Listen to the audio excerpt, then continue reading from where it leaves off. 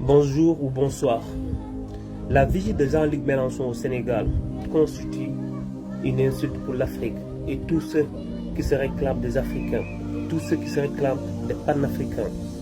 Le temple du savoir sénégalais, l'université Cheikh Anta Diop de Dakar.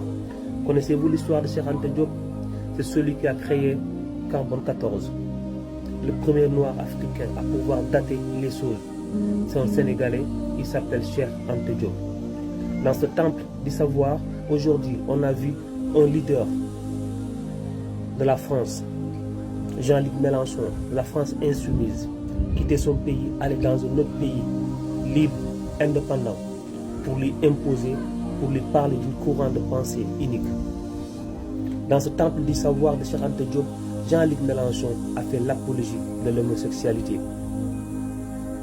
Je suis déçu et profondément sidéré qu'un homme comme Ousmane Sonko, disant un panafricain, disant quelqu'un qui veut que la France dégage du Sénégal, se met à fricoter avec Jean-Luc Mélenchon, qui n'est pas un premier ministre de la France, qui n'est pas un président de la République de la France.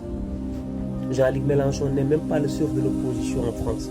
Il est venu troisième pendant les dernières élections présidentielles en France. Aujourd'hui, ce Jean-Luc Mélenchon, il va dans notre université pour faire l'apologie de l'homosexualité.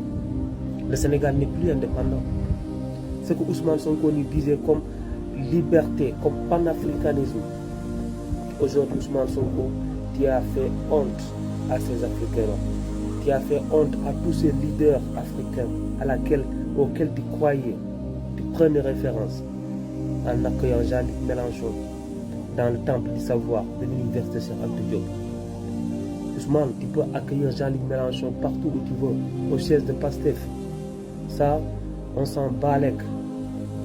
Mais quand tu accueilles un Jean-Luc Mélenchon qui se permet de venir dans notre pays pour dire que le mariage homosexuel doit être validé au Sénégal, que toi, Ousmane Sonko, en tant que Premier ministre de la République, tu dis que le Sénégal tolère.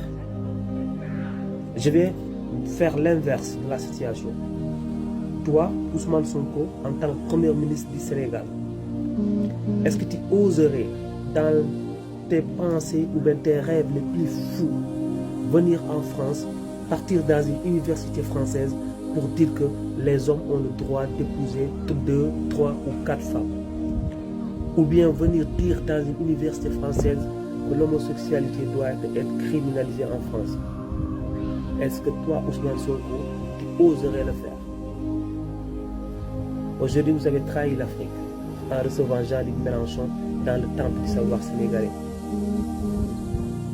Je suis déçu et ça me fait mal de voir que nous, Sénégalais, on a voté démocratiquement pour élire un parti politique qui avait parlé d'un projet qui n'existe pas, bidon, qui avait parlé d'une solution pour l'Afrique, pour le Sénégal.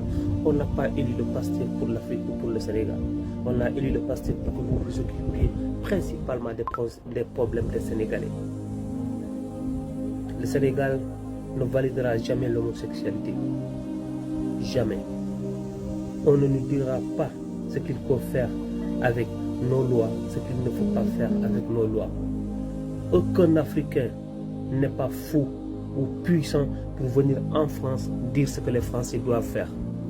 Donc ce n'est pas un Jean-Luc Mélenchon qui ne représente rien, qui est que pour dire aux Sénégalais ce qu'ils doivent faire. Je suis déçu.